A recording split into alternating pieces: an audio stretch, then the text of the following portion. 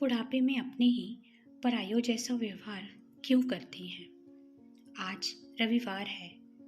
आज मेरे बच्चे मुझसे मिलने आ रहे होंगे। बस यही सोच के वे मन ही मन खुश हुए जा रहे थे। दरअसल 10-12 दिनों से उनकी तबीयत कुछ ठीक नहीं चल रही है।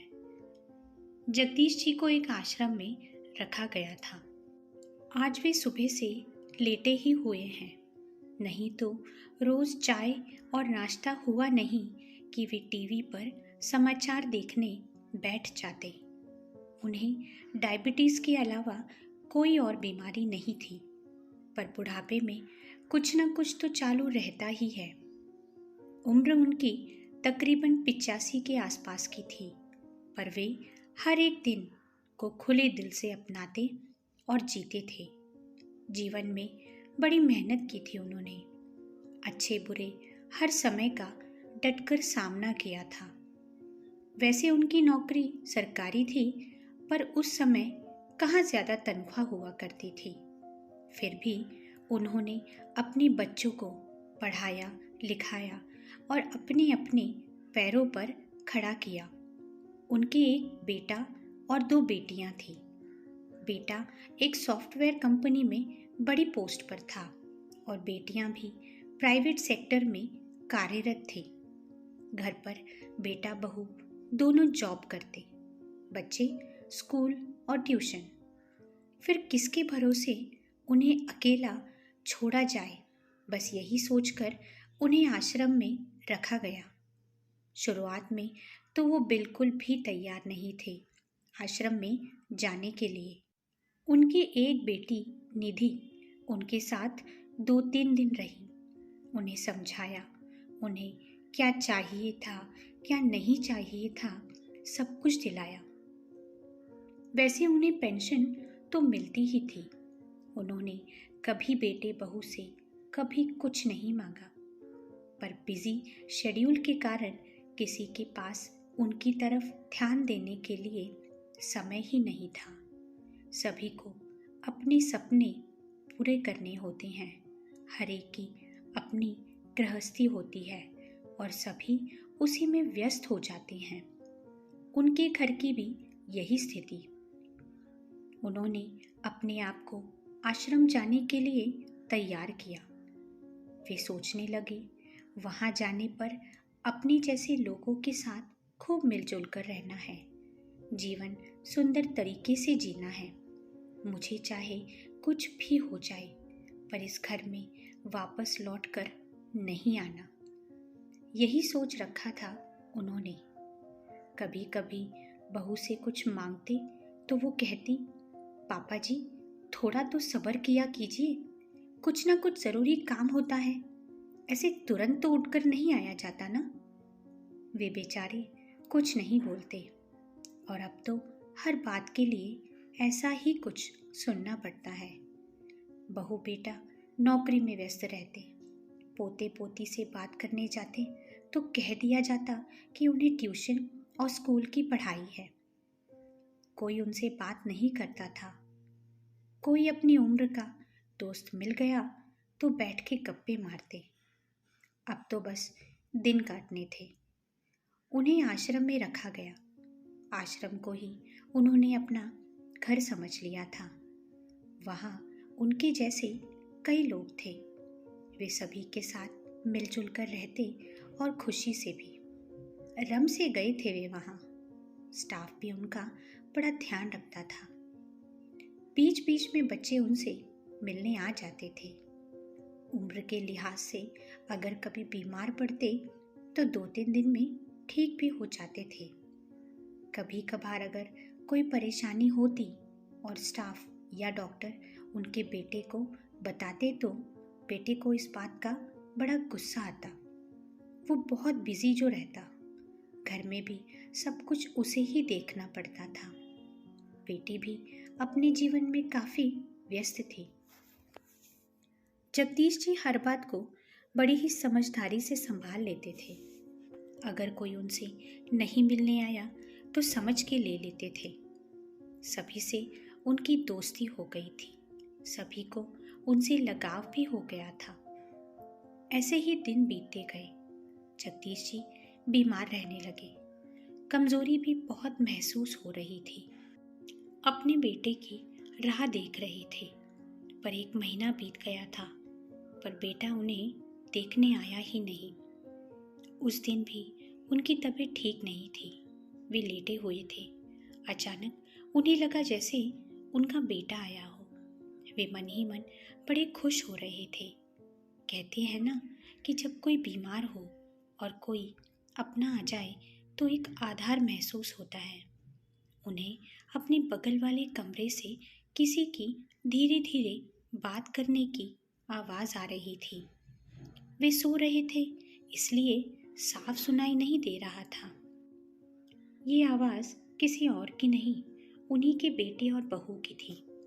वे दोनों डॉक्टर से कह रहे थे कि उनकी तबीयत ठीक नहीं रहती। अब आप लोग उनका ट्रीटमेंट करते हो, ध्यान रखते हो, उसमें कोई बात नहीं है। पर अब वो कोई 16 साल के तो रहे नहीं, 85 पार कर चुके हैं। तो क्यों आप लोग उनका इतना ट्रीटमेंट करते हो? क्यों उनका जीवन बढ़ा रहे हो? इन सब में हमारा समय बेकार जाता है। हम जॉब वाले हैं, घर देखें, नौकरी देखें या इन्हें देखें, आने जाने में भी कितना समय फालतू चला जाता है। डॉक्टर और नर्स शांत होकर उनकी बातें सुन रहे थे। उन्होंने अपना जीवन बड़े ही आराम से बिताया है। अब क्या ज़रूरत है उनका ट्रीटमेंट करने की? उम्र हो गई है उनकी अब, और बुढ़ापे में बीमारियां तो लगी ही रहती हैं। उतने में डॉक्टर ने कहा, देखिए, आप लोगों को ट्रीटमेंट नहीं करानी तो मत कराइए, पर अगर कोई परेशानी में है तो हम ऐसे आधे में ही इलाज बंद कर देना नहीं हो पाएगा। आप लोगों के पास उनसे मिलने का समय नहीं है तो हमारा स्टाफ उनकी देखरेख करेगा, पर उम्र हो गई है और इलाज की ज़रूरत नहीं है, ये कहना गलत है।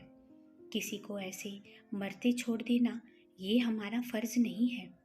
उसकी जान बचाना, उसे ठीक करना, ये हमारा कर्तव्य है। और मेडिसिन और बाकी के इलाज के लिए पैसे तो उनकी पेंशन से ही कटते हैं ना। फिर आप लोगों को क्यों इतनी दिक्कत है उनसे? ऐसा नहीं है डॉक्टर, मेरा तो बस ये मतलब था कि क्यों बेकार में उनकी उम्र बढ़ाकर उन्हें तकलीफ देना। पर डॉक्टर को जो मतलब समझना था समझ गई। जगदीश जी ने सारी बातें सुन ली थी, पर उन्होंने ऐसा दिखाया कि वे सो रहे थे। उतने में बेटा और बहू उनके कमरे में आते हैं और उन्हें ही सुनाने लगते हैं।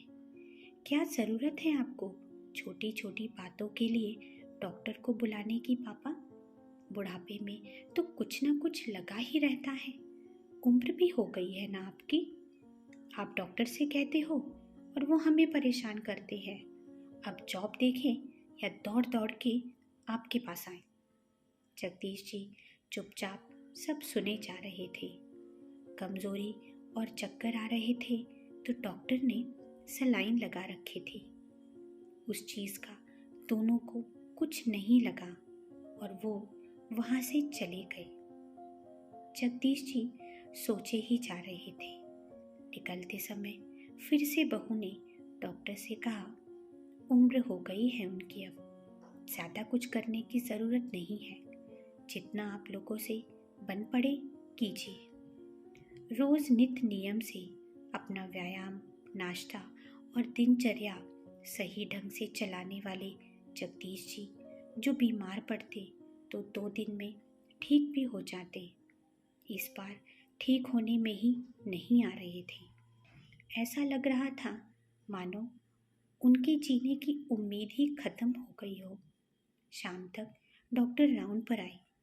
रोज़ हंसी मजाक करने वाले जगदीश जी आज शांत थे।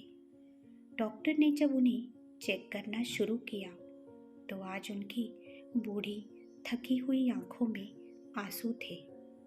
वे डॉक्टर से बोले, हर बार मुझे ठीक कर देते हो, पर शायद अब मेरे घर के लोग ही नहीं चाहते कि मैं ज़्यादा दिन जीवित रहूं। आप लोगों की सारी बातें मैंने सुन ली थी। डॉक्टर ने उनका हाथ पकड़ा और कहा, आप क्यों चिंता करते हो, हम हैं ना आपकी सेवा के लिए। आप बस अपना ध्यान रखिए। उन्होंने बस सिर हिलाया और सोचने लगी, मेरे घर वालों को मेरा क्या देखना होता है। पैसे की भी व्यवस्था मैंने कर रखी है, मैं थोड़ी ना इन पर आश्रित हूँ, फिर क्यों ये ऐसा सोचते हैं। केयर टेकर से बोले, मैं थोड़ी देर सोना चाहता हूँ। इस बार 8 दिन हो गए थे उनकी ट्रीटमेंट को, पर ज़्यादा सुधार लग नहीं रहा था।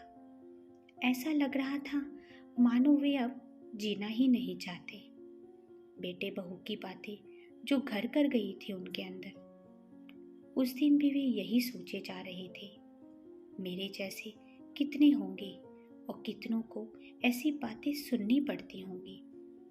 बल्कि मैंने तो पैसे की भी सारी व्यवस्था कर रखी है, फिर भी इन लोगों का ऐसा रवैया। उन्होंने बेटा बहू बेटी, आश्रम के डॉक्टर और उनके वकील को बुलवा लिया था और कहते हैं, मेरी मृत्यु के बाद मेरी सारी प्रॉपर्टी, सारे पैसे, सब कुछ आश्रम के ट्रस्ट के नाम करता हूँ। मेरे जैसे उम्रदार जिनके पास पैसे नहीं हैं और जिन्हें मदद की ज़रूरत है, उनका मुफ्त में इलाज हो, यही मेरी इच्छा है। और उनका शरीर मृत्यु के बाद मेडिकल करने वाले बच्चों के लिए दान करता हूँ। ऐसा विल तैयार करवाते हैं। बच्चों को उनकी गलती महसूस होती है और अपने किए की माफ़ी मांगते हैं, घर चलने के लिए कहते हैं। पर जगदीश जी आश्रम में ही अपने परिवार के साथ रहना पसंद करते हैं। यही मेरा घर है, ऐसा कहते हैं और आराम से अपना जीवन अपने दोस्तों के साथ बिताते हैं। जीवन मृत्यु किसी के हाथ में नहीं है, जो आया है उसे जाना भी है। हर एक को जीने का अधिकार होता है। हम कौन होते हैं ये सब तय करने वाले। कभी कभी अपने ही पराई जैसा व्यवहार करे तो दिल को बड़ी ठेस पहुंचती है, और पराई लोग कभी कभी अपनों से भी ज़्यादा करके चले जाते हैं। साथियों, कहानी कैसी लगी कमेंट करके ज़रूर बताना और चैनल को लाइक और सब्सक्राइब ज़रूर करना। धन्यवाद।